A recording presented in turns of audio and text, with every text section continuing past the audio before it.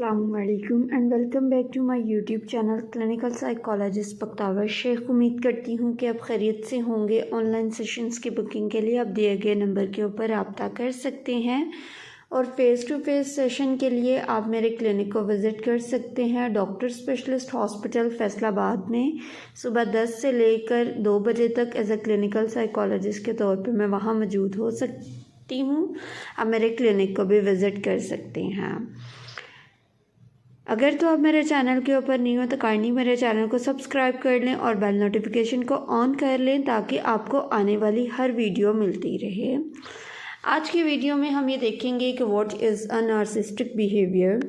या narcissistic personality एक ऐसी पर्सनालिटी होती है जो सिर्फ़ और सिर्फ अपनी ज़ात को अहमियत देती है। वो किसी भी इंसान को कुछ नहीं समझती है। वो लोगों के साथ हमदर्दी करना बिल्कुल भी पसंद नहीं करती है। अगर कोई एक इंसान ज़िंदगी में कामयाब हो रहा होगा तो उसकी कोशिश ये होती है कि वो उससे जो है वो हसद करने लग जाए, उसको नीचे दबाने की कोशिश करे, सिर्फ़ अपनी ज़ात को अहमियत देगा और सिर्फ़ वो कोशिश करेगा कि जो भी ज़िंदगी में मामलात हों सबसे ज़्यादा उसी इंसान को अहमियत दी जाए और आपको वो बिल्कुल भी अहमियत देना नहीं पसंद करेगा। अगर किसी इंसान की पर्सनालिटी में इस तरह की ट्रेट्स आती हों तो फिर हम ये कहते हैं कि ये एक नार्सिसिस्टिक पर्सनालिटी है। अब किसी भी नार्सिसिस्टिक पर्सनालिटी में कौन कौन से सिम्टम्स का होना मौजूद होना चाहिए। एक तो ये वो ख़ुद को इस तरह का समझेगा कि जिस तरह से उसकी बादशाहत है, बहुत बड़ी, वो एक ऐसी पर्सनालिटी है जैसी पर्सनालिटी कोई भी दूसरा इंसान नहीं बन सकता है। वो ख़ुद को दूसरों से ज़्यादा अहमियत देगा, ठीक है। उसकी कोशिश होगी कि लोग उसकी ज़्यादा से ज़्यादा तारीफ़ करें। अपनी ज़िंदगी में वो दूसरों के लिए बिल्कुल भी हमदर्दी का अंसर नहीं पैदा करेगा। वो दूसरों के साथ में दुश्मनी करेगा, दूसरों को नुकसान पहुंचाने की कोशिश करेगा। अगर इस तरह की किसी भी इंसान में पर्सनालिटी के ट्रेट्स मौजूद होंगी फिर हम ये उसको कहते हैं कि ये जो है ये एक नार्सिसिस्टिक पर्सनालिटी बन चुकी है। नार्सिसिस्टिक पर्सनालिटी के ऊपर बहुत सारी रीज़न्स होती हैं, कॉजेज़ होती हैं जो उस इंसान को इस तरह का बना देती हैं। या तो ये चीज़ होता है कि उसको बहुत ज़्यादा निगलेक्ट किया गया हो, या फिर ये चीज़ हो सकती है कि उसकी बचपन में बहुत ज़्यादा बातों को माना गया हो, बार बार उसकी तारीफ़ की गई हो, बार बार उसके पेरेंट्स ने उसको एरोगेंट बिहेवियर बना दिया हो, यानी कि उसको हद से ज़्यादा इतनी प्रायोरिटी दे दी कि वो उसकी पर्सनैलिटी ट्रेट्स में ही शामिल हो गई है। अब ये नार्सिसिस्टिक पर्सनालिटी कितनी देर तक रहती है। नार्सिसिस्टिक पर्सनालिटी जो होती है ये एक लॉन्ग टर्म ड्यूरेशन है। अगर तो ये किसी भी साइकोलॉजिस्ट के पास में कंसल्ट करते हैं या किसी काउंसलर के पास जाते हैं तो हम ये कह सकते हैं कि लाइक उसकी पर्सनालिटी ट्रेट्स चेंज हो सकती हैं। लेकिन अगर कोई भी पर्सनालिटी जिसकी इस तरह की बन चुकी होगी या वो इस डिसऑर्डर का शिकार होगा, वो किसी भी साइकोलॉजिस्ट से कंसल्ट नहीं करता है तो इसका ड्यूरेशन जो है वो काफ़ी ज़्यादा हो सकता है। इसके लिए ये चीज़ है कि आपको इसकी सेल्फ़ इस्टीम के ऊपर काम करने की ज़रूरत होती है, उसको इमोशन रेगुलेशन सिखानी होती हैं और बहुत सारी चीज़ें होती हैं जो इस पर्सन को जो है वो टीच करनी पड़ती हैं ताकि वो अपनी जो है वो पर्सनालिटी को चेंज कर सके।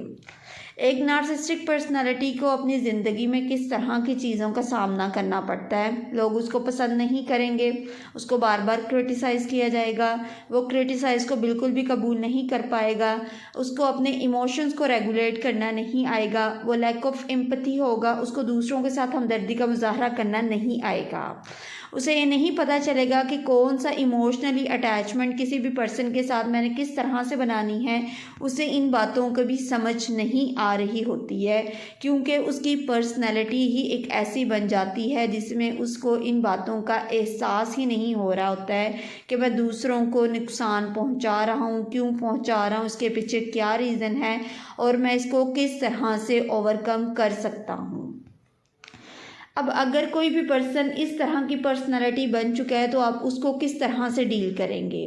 पहली बात तो ये, कोई भी इंसान दूसरे इंसान को नहीं तब्दील कर सकता जब तक वो उसके एक्सपर्ट की तरफ नहीं जाता है या किसी भी एक्सपर्ट से वो यानी कि डील नहीं करवाएगा अपने इशू को, वो तब तक इस मसले से नहीं निकल सकता है।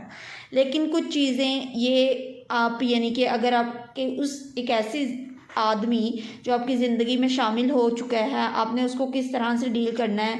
अपनी और दूसरे पर्सन की एक बाउंड्रीज़ को सेट करें कि ये मेरी बाउंड्री है और मैं इसको बिल्कुल भी सेकंड वन पर्सन को जो कि नार्सिसिस्टिक ट्रेड्स के साथ है उसको अपनी ज़िंदगी में इस बाउंड्रीज़ को क्रॉस नहीं करने दूंगा। अपनी मेंटल हेल्थ को आप यानी कि बचाएंगे। आपको इस चीज़ को समझने की ज़रूरत है कि उस इंसान के तो बस में नहीं है, ठीक है। अगर यानी कि उसकी तो एक पर्सनैलिटी बन चुकी है, अगर आप उसकी बातों को बहुत ज़्यादा सर के ऊपर सवार करेंगे तो आपकी अपनी ही ज़िंदगी डिस्टर्ब होगी, उस इंसान को कोई फ़र्क नहीं पड़ेगा। अब इसकी वीकनेस कौन कौन सी होती हैं? इसकी वीकनेस ये होती हैं कि वो एक इमोशनली तौर पे कनेक्ट नहीं कर सकता है, ठीक है। वो रिश्ते इस्तवार नहीं कर पाएगा, उसको ये समझ नहीं आएगी कि लोगों के साथ में हमदर्दी का मुजाहरा किस तरह से करना है। वो लोगों की इमोशनली अटैचमेंट उसको समझ नहीं आएगी। अगर लोग उसके साथ में अच्छे रवैये का मुजाहरा कर रहे होंगे वो फिर भी ये समझेगा कि लाइक ये मुझे जो है वो बिल्कुल भी अच्छा महसूस नहीं करवा रहे हैं, क्योंकि नेगेटिविटी उस पर्सन की जो है वो पर्सनैलिटी का एक हिस्सा बन जाती है।